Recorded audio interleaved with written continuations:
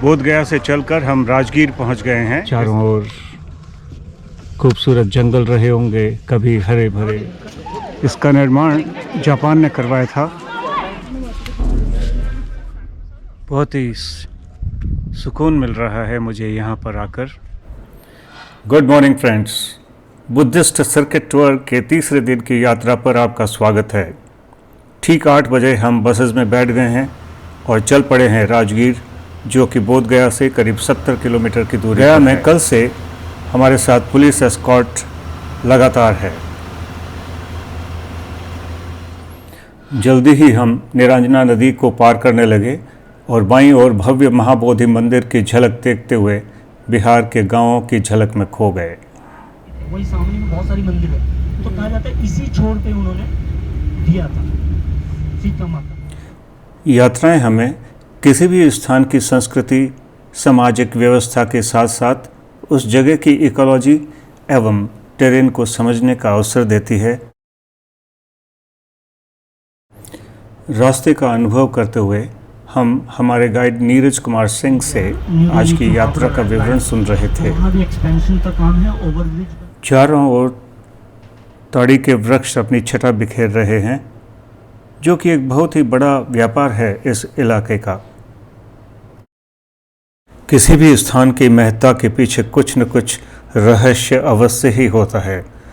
सामने दिख रही पहाड़ी एक मजदूर दशरथ माझी के समर्पण एवं इच्छा शक्ति की कहानी है, जिसने अपनी पत्नी की मार्मिक मृत्यु के पश्चात 22 वर्षों की कड़ी मेहनत से मात्र छेनी और हथौड़े से एक बड़े पहाड़ को काटकर गांव वालों की सुविधा के लिए रास्ता बनाया। इस पर एक award winning film mountain man भी बनी है। बिहार की भूमि बड़ी ही उपजाऊ है और आप चारों तरफ हरियाली देख सकते हैं।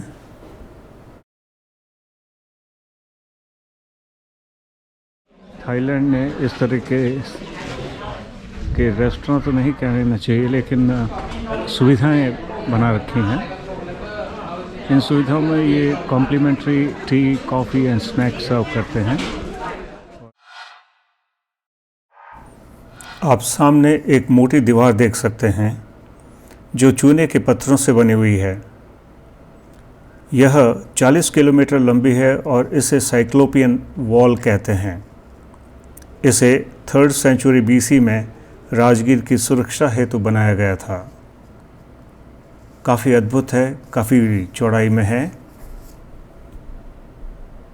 It's wonderful. एक्सकेवेटेड स्तूपा, यहाँ नाम नहीं दिया गया है, लेकिन एक थ्योरी है कि वो एलिफेंट के नाम पे स्तूपा बना था, क्योंकि ये प्रोबेबली इसी रीजन में वो एलिफेंट के स्टोरी में हुआ है। बोध गया से चलकर हम राजगीर पहुंच गए हैं, जिसे राजगृह भी कहा जाता है। ये नगरी 3 धर्मों की, जैन, बौद्धिज्म और हिंदू, इन तीनों के लिए बहुत ही महत्वपूर्ण है। लेकिन सिंगल चेयर रोपवे है जो कि शांति स्तूप और वल्चर पीक की तरफ जा रहा है, और आप पूरा दृश्य देख सकते हैं कि किस तरीके संस्कृति एवं वैभव का केंद्र राजगीर भगवान ब्रह्मा की पवित्र यज्ञ भूमि रही है तथा जैन धर्म के 20वें तीर्थंकर मुनि सुव्रतनाथ स्वामी के गर्भ, जन्म, तप तथा ज्ञान कल्याणक एवं 24वें तीर्थंकर महावीर स्वामी की प्रथम देवस्थली भी रही है। यह स्थान भगवान बुद्ध की साधना भूमि रही है।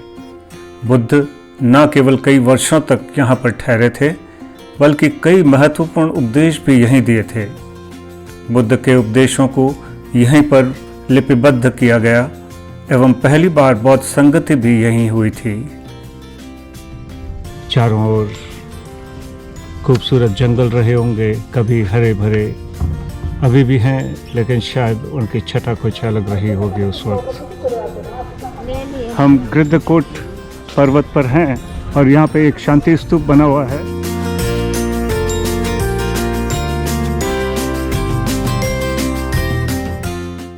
इस शांति स्तूप का निर्माण जापान ने 1969 में करवाया था।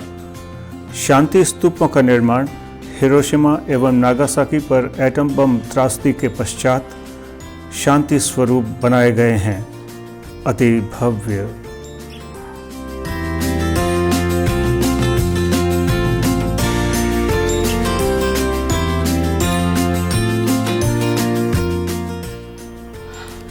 यह स्तूप संगमरमर के पत्थर का बना हुआ है और मूर्तियां सोने की।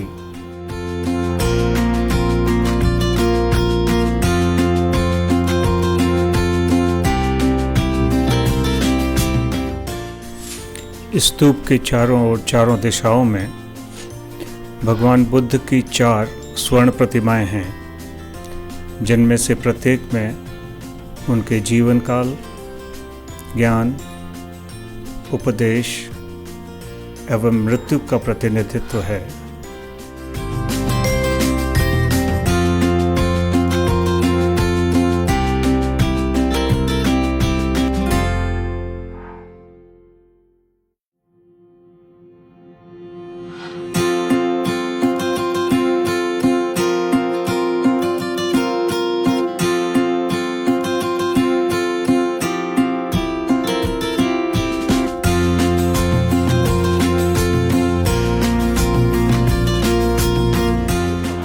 चारों ओर बहुत ही रमणीक स्थान।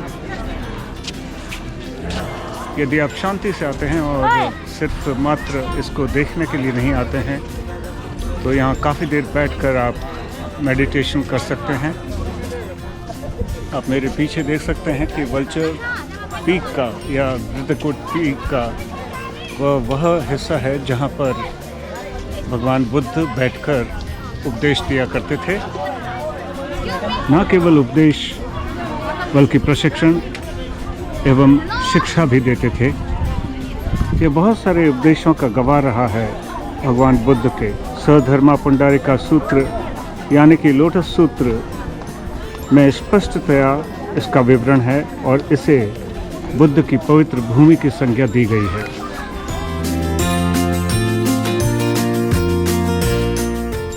कल्पना कीजिए कि यहाँ पर भगवान बुद्ध विराजमान थे और उनके शिष्य उनके चारों तरफ जो बुद्ध धर्म की शिक्षा ग्रहण कर रहे थे। एक ऐसा पर्वत जिसके चारों ओर यदि आप देखेंगे तो सुंदरता ही सुंदरता है और कुछ नहीं। नीचे एक और स्थली देख सकते हैं आप। उस स्थल की भी इतनी ही महत्ता है जितनी इस स्थल की। यहाँ पर एक मोनास्ट्री है जहाँ बड़े बड़े आयोजन होते रहते हैं।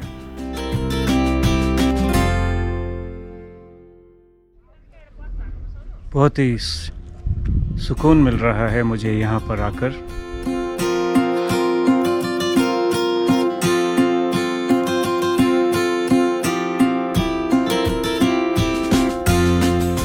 गृद्धकोट पर्वत की यात्रा के पश्चात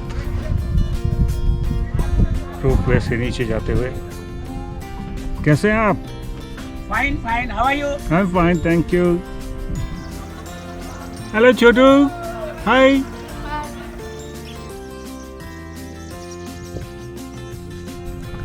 सोन भंडार गुफा। ऐसा माना जाता है कि 2री और 3री शताब्दी में यहाँ पे सोने के भंडार थे, जो कि बिंबिसार का खजाना था बेसिकली। और उसके पश्चात इसको जैन मंदिर या जैन गुफाओं की तरह भी प्रयोग किया गया।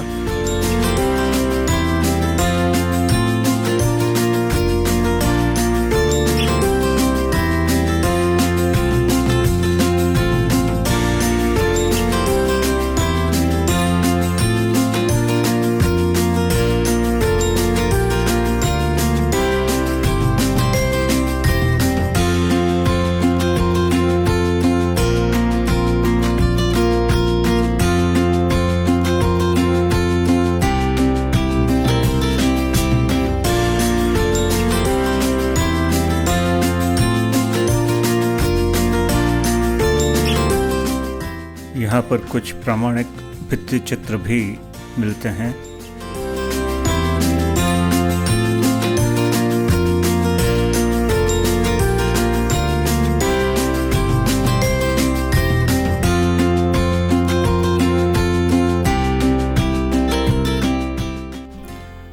अब हम बिंबिसार जेल के अवशेषों को देखने के लिए आए हैं। बिंबिसार मगध के राजा थे जो कि बुद्ध के शिष्य भी थे।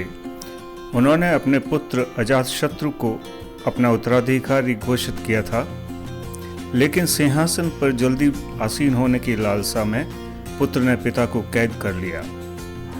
बिंबिसार क्योंकि बुद्ध के अनुयायी थे, इसलिए जब उनसे जेल का स्थान चिन्हित करने को कहा तब बिंबिसार ने यह स्थान चुना, वह स्थान जहाँ से वो बुद्ध को देख सकें और उनके उपदेश स्थली गृद्धकूट को निहार सके।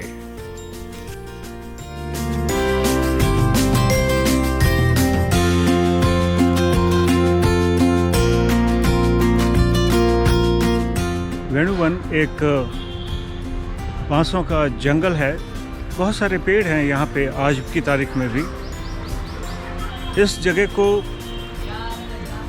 सम्राट बिंबिसार ने भगवान बुद्ध को दिया था और यहाँ पे अक्सर वे अपने शिष्यों को उपदेश देते थे। ऐसा कहा जाता है कि बहुत सारे चतुर्मास भी उन्होंने यहीं पे व्यतीत किए थे। कैसी रही होगी ये सब कुछ, आप कल्पना कर सकते हैं। अभी इस तरह तीसरे दिन के पहले हिस्से में गौतम बुद्ध के जीवन से संबंधित अनेक स्थानों को देखते हुए अब हम चल पड़े हैं नालंदा को देखने के लिए। मिलते हैं नालंदा में।